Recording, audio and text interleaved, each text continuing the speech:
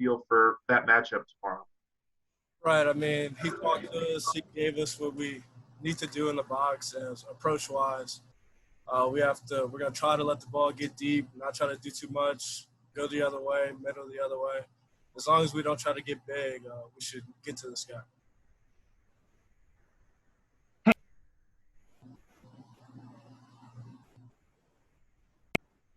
Hey, Tre, Doug Mouton at WWL TV in New Orleans.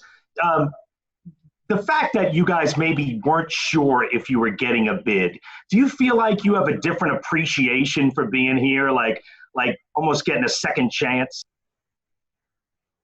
Oh, definitely. I mean, sitting in that room, waiting to hear your name, that was a tough feeling. But once we heard our name, that's the only shot we needed. Now we got to come out and play every game like we deserve to be here. Like it wasn't just a fluke that we're here.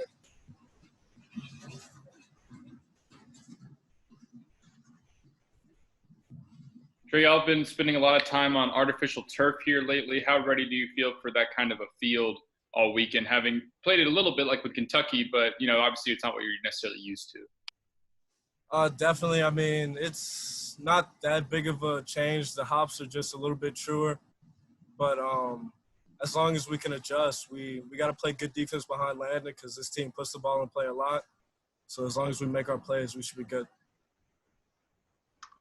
Hey, Tre, I'm curious as to what maybe the message has been from some of the older guys that have maybe been in the postseason before to some of you younger guys who haven't experienced that yet. I mean, just what have they kind of told you about what to expect with this tournament in particular? They told us a little bit about how quick these games go by, how you can blink your eyes and it'll be the seventh inning. So you got to go out there and play every pitch hard because really that could decide the game. Tre, Coach said that their starting pitcher was going to be kind of crafty and, all arms and legs is how he described it. Does that mean you need to be a little more patient at with your approach at the plate? Or do you feel like if you're fastball hunting, you can't miss the one that he does give you? I mean, definitely the way this guy pitches, we're going to have to be a lot more patient. We can't try to go up there and hit the big fly. We got to just try to pick him apart. And as long as we do that, we should have a good day. Just continuing that, is that a little different, kind of having to adjust your style, but maybe you're going to need to go station to station this weekend to kind of play the ballpark, play the opponent?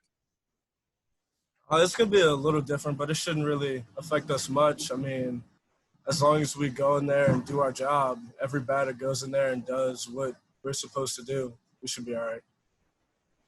Thank you. Right, how excited are you to be able to show what you can do? I'm guessing this is why you came to LSU, to be on stages like this, right?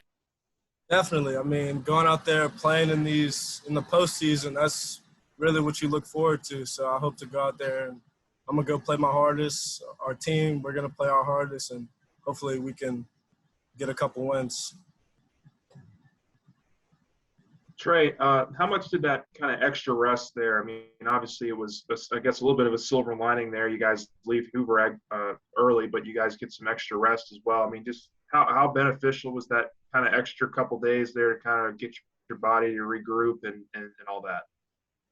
I mean, those days were definitely big for us. We got a couple of our key guys back. We're coming up here with a healthy lineup, and when we're healthy, I know that we can play with the best teams in the country. So I'm very confident. Tre, Coaches Mainieri's discussed, after his decision that it was not about him, going out. How much motivation will you and the guys between now and tomorrow discuss wanting to send your coach out the right way, not obviously leaving Oregon without a regional victory? I mean, definitely he's going to say that because that's just the guy he is.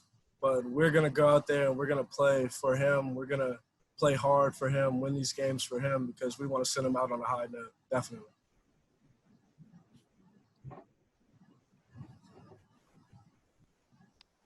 Sorry, I jumped on here late. Did you discuss at all your confidence in Landon and him getting the ball in game one and your ability to kind of go play, solid defense behind him? I'll touch on it a little bit again. I mean, yeah, when Landon goes up there, we know that we got to give him some run support. We didn't do that last time he pitched. We're going to go out there this time and hopefully give him some run support. This team, they're going to put him in play a lot, so we got to play great defense behind him and keep the score low like he always does. And we got to add some runs, try to put them away early. Tre, kind of a follow-up to a question you just asked a minute ago. Coach Maneri, like you said, didn't want to make this week all about him, but at the same time, there's a graphic looming over the scoreboard throughout practice this week thanking him for everything that he's done. How has he kind of balanced with you guys, that approach, not making it all about him and everything at the end of his career, but at the same time, that being a very real thing right now? Right. I mean, he tells us in our huddles that we should play this game for us, for our experiences, because he's had all these experiences. But even though he's had those experiences, we want him – we know that this is his last year, so we want him to leave on a high note. Tre, have y'all talked to Zarni at all? Paul told us yesterday that he had committed to Oregon before their coaching change. Has he mentioned that at all? Y'all discussed it? Yeah, we cracked a couple jokes in the huddle about it, but we didn't really harp on it too much. Gotcha. All right, we're going to let Tre go. Thank you.